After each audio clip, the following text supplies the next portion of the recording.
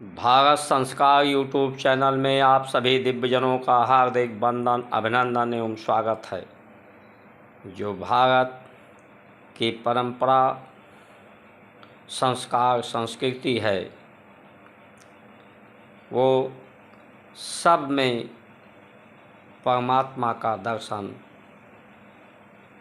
सब लोग परम अंश से, सच्चित आनंद से उत्पत्ति इसकी हुई है, तो सब उसी के अंश हैं। सब में उसी का दर्शन करना और कराना है। आज हम लोग इस विषय पर चर्चा करेंगे, भारत के दर्शन पर। बच्चा जब पैदा होता है और वो किसी भी जात, धर्म, समुदाय में उत्पत्ति होता है, उत्पत्ति होने के समय ही बच्चा रोता है। परमात्मा का नाम करुणा निधान है। करुणा मतलब रोना ही होता है, और इस करुणा के कारण ही दुख होता है, और इन दुखों के निदान के लिए ही ये शरीर होता है। बच्चा रोता है करुणा के रूप में। जब माँ के गर्भ में रहता है तो रोता नहीं है, शौच नहीं करता है, उसे भूख नहीं लगती है, उसे ऊर्जा माँ के गर्भ में तो प्राप्त होता रहता है, जीवित रहता है बच्चा ऊर्जा को प्राप्त करके, लेकिन उसे उसकी क्रियाएं न्यून होती हैं, उसकी गति न्यून होती है। बच्चा जब बाहर आता है माँ के गर्भ से, तो उस समय वो रोता है, करुणा करता है। यही करुणा उत्पन्न होने के बाद उसके शरीर में अवतरित होती है। परमात्मा करुणा के रूप में इस शरीर में अवतरित होते हैं। माँ कौशल्या ने, माँ देवकी ने इस करुणा को, करुणा निधान का दर्शन किया। आपकी दृष्टि जैसा हो उसी तरह से आपको दृश्य दिखाई पड़ता है, जिस तरह से आपका दृष्टांत हो। हम लोग उस बच्चे को, अपना बच्चा, अपना लड़का इस संसार के पद को प्राप्त करने की शिक्षा देते हैं।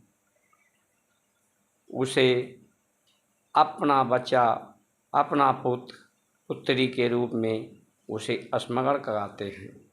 माँ कौशल्या ने उसमें, उस बच्चे में, उस करुणा निधान में परमात्मा का दर्शन किया। भारत का संस्कार और संस्कृति यही है कि उस बच्चे में, सबके यहाँ परमात्मा जन्म लेते हैं करुणा के रूप में। सिर्फ आवश्यकता ये है कि आप उसमें परमात्मा का दर्शन करें और उसे अनुभव करावें कि वो परमात्मा ही है। तो अगर ऐसा हम लोग करा पाते, संस्कारों को स्वीकार करते हुए, तो ये धराधाम स्वर्ग का अवतरित इस धरती पे हो जाता। इसी उद्देश्य के लिए ऋषियों ने संस्कार और विद्या अभ्यास के द्वारा, अनुभव के द्वारा हमें अनुभव कराने के लिए ही ये उपाय दिए। अगर आप विचार करें, बच्चा जो पैदा होता है उससे ज़्यादा गलती कौन करता है? वो माँ के ऊपर शौच कर देता है।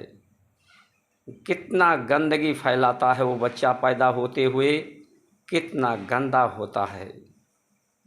लेकिन तब भी माँ और परिवार के लोग पास पड़ोस के लोग के ऊपर गंदगी करने के बाद में ही उसका गलतियों को लोग नज़रअंदाज कर देते हैं।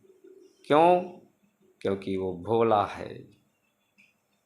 यही भोलेनाथ का दर्शन है।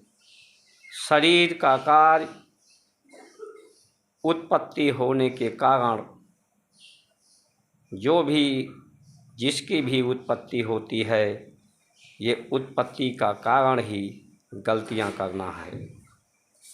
किसी का दोष नहीं है कि वो उससे गलत हो रहा है। जो भी गलत हो रहा है ये उत्पत्ति के कारण ही गलत हो रहा है। लेकिन जब वो भोला रहता है तो लोग उसकी गलतियों को नज़रअंदाज कर देते हैं और वो सबके आँखों का प्यारा, न्यारा, दुलारा और सितारा रहता है इतनी गलतियों के बावजूद भी। लेकिन वही बच्चा जब बड़ा हो जाता है, उसका शरीर बड़ा हो जाता है, अपने बुद्धि भी उसकी बड़ी हो जाती है, उसका आहार भी, उसकी आवश्यकताएं भी बड़ी हो जाती हैं, तो वही विरोध, उसमें विरोधाभास होता है। लोग उसे विरोध भी करते हैं। लेकिन अंतिम समय, अंतिम संस्कार जो हमारा सत्य को दर्शाता है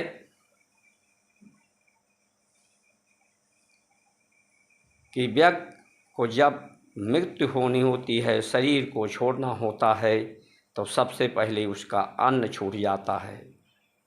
अन्न छूट जाने से उसके विचार न्यून हो जाते हैं, उसके प्राण न्यून हो जाते हैं। कुछ दिन के बाद उसके इंद्रियों से, कानों से शब्द नहीं सुनाई पड़ते हैं। कुछ समय के बाद उसके आवाज़ जाता है, उसके शब्द भी गायब हो जाते हैं, क्योंकि शब्द के द्वारा सच का अनुभव नहीं किया जा सकता है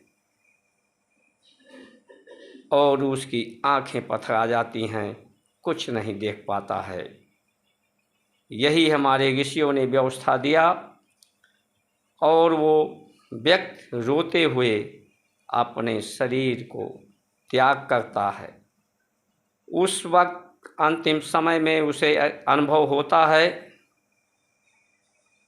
कि हमने पूरे जीवन में जो कुछ किया, जो मुझे नहीं करना चाहिए, जिस चीज़ को प्राप्त करने के लिए पूरी जीवन खपा दी, वो प्राप्त करने का मेरा उद्देश्य नहीं था। संसार के तत्वों के भोग को प्राप्त करने के लिए जीवन लगा दिया, संसार के पदों को प्राप्त करने के लिए पूरा जीवन लगा दिया।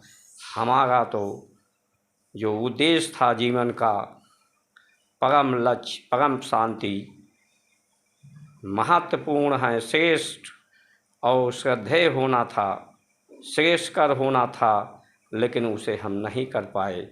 हमें संतुष्ट होना था, असंतोष को समाप्त करके, अभाव को समाप्त करके पूर्ण होना था, क्योंकि हम पूर्ण हैं, पूर्णमदाय पूर्णमिदम्, लेकिन ऐसा हम नहीं कर पाए। इसलिए वो अंतिम समय में रोता है और दुख करता है कि ये जो कुछ हुआ है हमारे द्वारा, ये जो नहीं होना चाहिए वही हुआ है।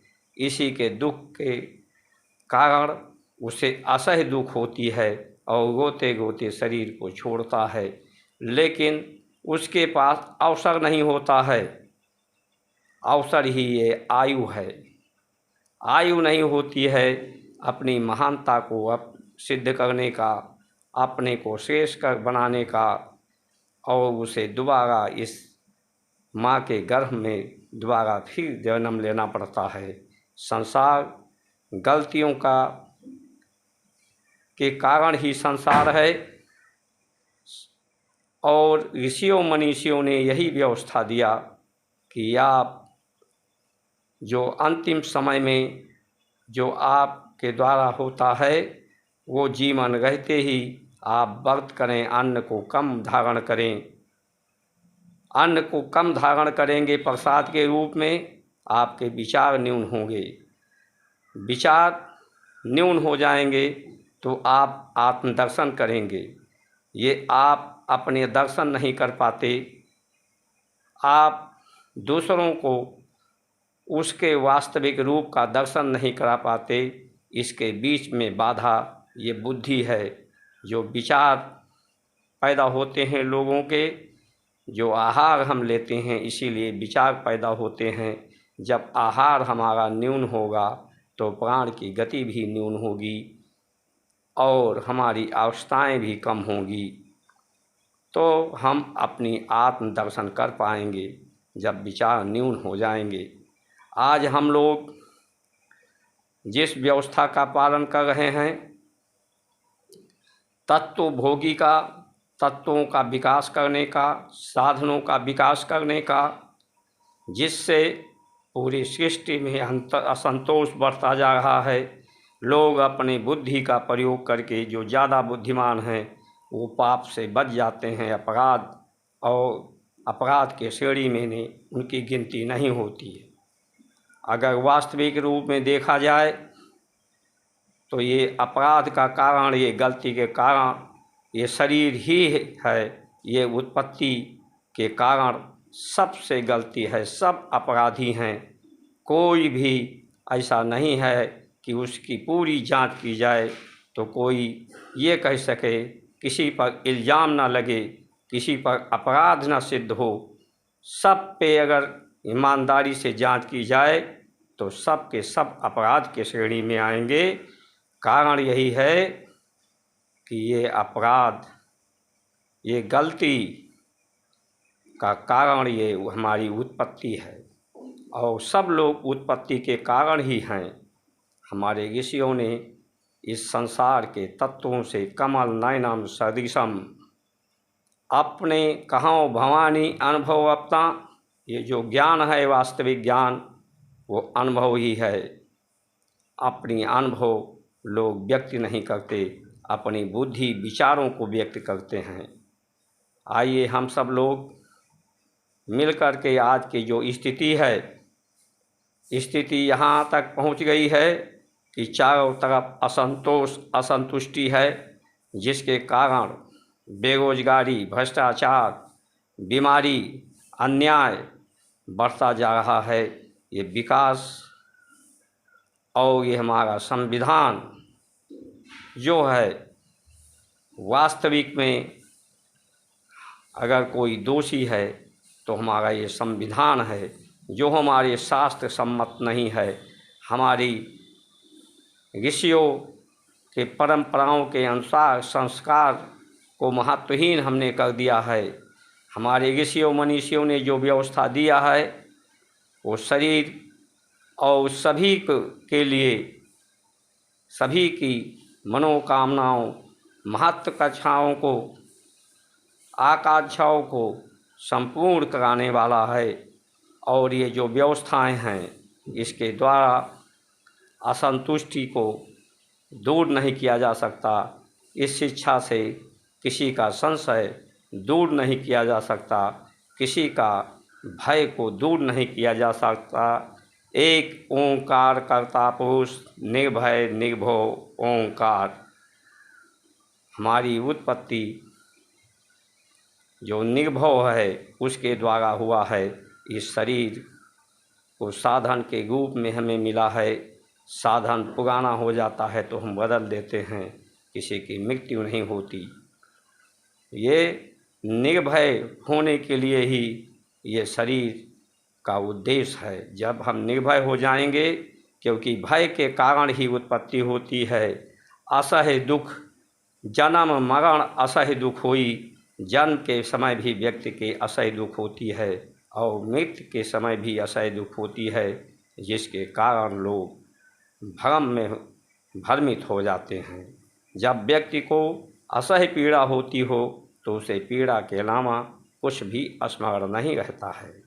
यही निर्भय करना ही भारत की संस्कार और संस्कृति है। बगैर व्यक्ति को निर्भय किए हुए किसी को संतुष्ट नहीं किया जा सकता है। और ये सिर्फ ज्ञान के द्वारा, अनुभव के द्वारा जो हमारे ऋषियों मनीषियों ने दिया है, यही उत्तम सोपान है जिससे पूरे संसार और सृष्टि की सभी शुभकामनाएं पूर्ण हो सकती हैं। हम लोगों को आज उसी को स्वीकार करने की ज़रूरत है। न्याय क्षमा हम लोग करते हैं। क्षमा का तात्पर्य यह नहीं है कि कोई से किसी को छोड़ दिया जाए। क्षमा का तात्पर्य है कि उसे अनुभव कराया जाए कि आप परम पिता परमेश्वर के अंश हैं। आपको कल्याणकारी कार्य करने के लिए ही आप महान हैं। आपको महान कार्य करना चाहिए। आपसे जो कार्य हुआ है वो न्यून हुआ है, दूसरे को दुख पहुंचाने के लिए हुआ है। कोई भी किसी को ना दुख पहुंचा सकता है। दुख पाने का उसका कर्म ही है। सबसे ज़्यादा वास्तव में देखें जो दूसरे को दुख पहुंचाता है सबसे ज़्यादा दुखी होता है। तो हम क्षमा उसे अपने वाणी और व्यवहारों से करते हैं, उसे अनुभव कराते हैं कि ये जो कि तुमसे हुआ है, भ्रष्टाचार का तुम्हारा काम शिष्टाचार करना था, श्रेष्ठ आचरण था करना था। जो न्यून आचरण किया है, अत्याचार किया है, ये तुम्हें नहीं करना चाहिए। उसे अनुभव करते हैं, वो पश्चाताप करता है कि वास्तव में हमने जो कृत्य किया है हमें नहीं करना चाहिए। यही क्षमा है, यही न्याय है। और जो लोग विचारों से जिनकी सहमति नहीं होती, स्वीकार नहीं कर पाते, अपने कृत्य को सुधारने के लिए तैयार नहीं होते, उनके शरीर को समाप्त करने के लिए हमारे ऋषियों ने उपदेश किया है।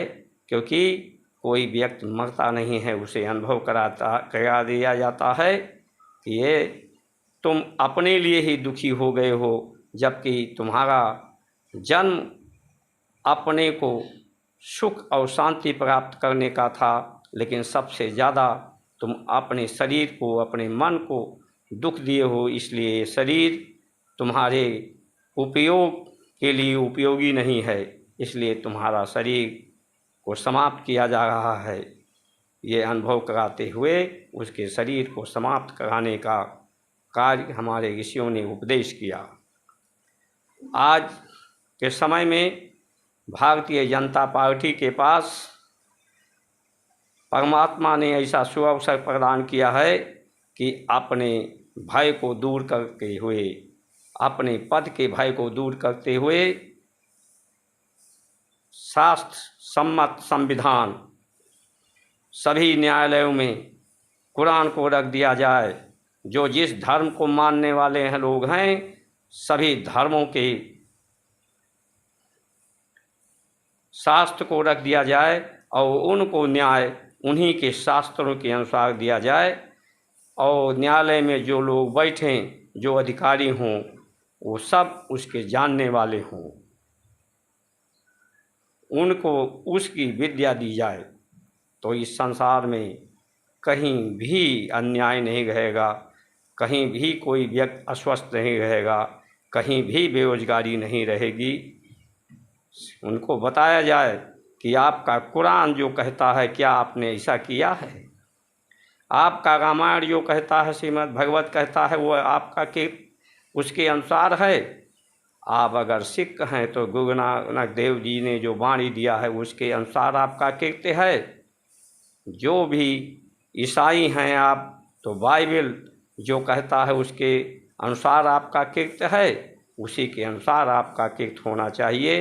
अगर ऐसा हम कर पाएं और अगर ऐसा हम नहीं कर पाए तो इस देश में जिस तरह से असंतोष बढ़ता जा रहा है, ये विकास विनाश लीला होने के लिए बहुत सन्निकट है और पूरे सृष्टि में विनाश होना प्रारंभ हो जाएगा।